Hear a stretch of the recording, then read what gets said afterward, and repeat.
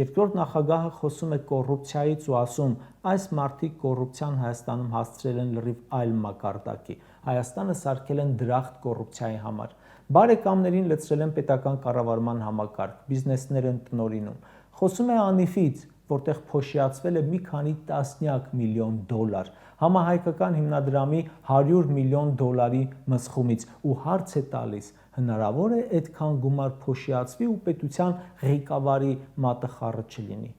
Երկրորդ նախագահը, որի ժամանակ Հայաստանի պետական պարտքը եղել է խիստ ցածր վիճակում, հարցնում է. ինչ է եղել 7 միլիարդ դոլար պետական պարտքը, որ ավելացրել եք։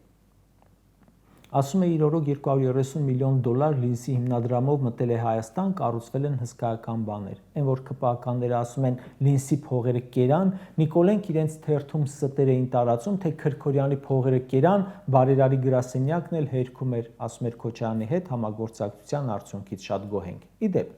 Նիկոլի կինը գրում է, թե իրենց մասին սուտ բաներ են տարածում, սա ունենք, այն ունենք, ձեր ընտանեկան թերթով տարիներ շարունակ անձամբ